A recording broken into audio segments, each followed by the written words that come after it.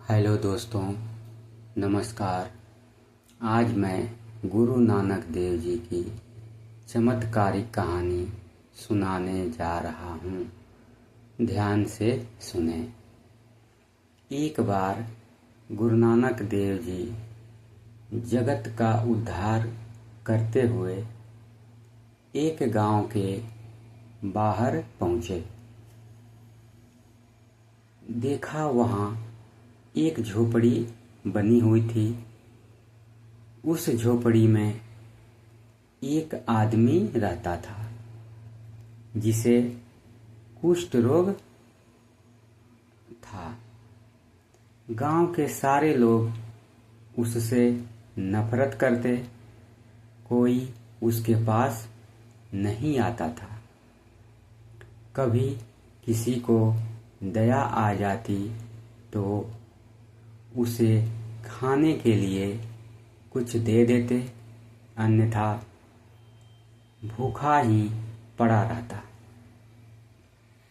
गुरु नानक देव जी उस कोढ़ी के पास गए और कहा, भाई, हम आज रात तेरी झोपड़ी में रहना चाहते हैं। अगर तुम्हें कोई परेशानी ना हो तो। कोढ़ी हैरान हो गया, क्योंकि उसके तो पास भी कोई आना नहीं चाहता था। फिर उसके घर में रहने के लिए कोई राजी कैसे हो गया। कोढ़ी अपने रोग से इतना दुखी था कि चाह कर भी कुछ ना बोल सका। सिर्फ गुरु नानक देव जी को देखता ही रहा। लगातार देखते देखते ही उसके शरीर में कुछ बदलाव आने लगे, पर कुछ कह नहीं पा रहा था। गुरु नानक देव जी ने मर्दाना को कहा, रबाब बजाओ।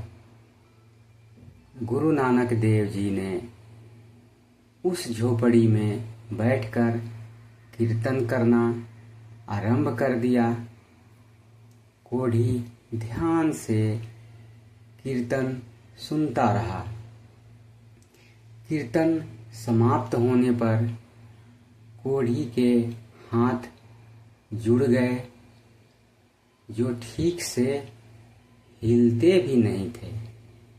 उसने गुरु नानक देव जी की चरणों में अपना माथा टेका। गुरु नानक देव जी ने कहा, और भाई, ठीक हो? यहाँ गांव के बाहर झोपड़ी क्यों बनाई है? कोढ़ी ने कहा, मैं बहुत बदकिस्मत हूँ। मुझे कुष्ठ रोग हो गया है। मुझसे कोई बात तक नहीं करता। यहाँ तक कि मेरे घर वालों ने भी मुझे घर से निकाल दिया है। मैं नीच हूँ, इसीलिए कोई मेरे पास नहीं आता।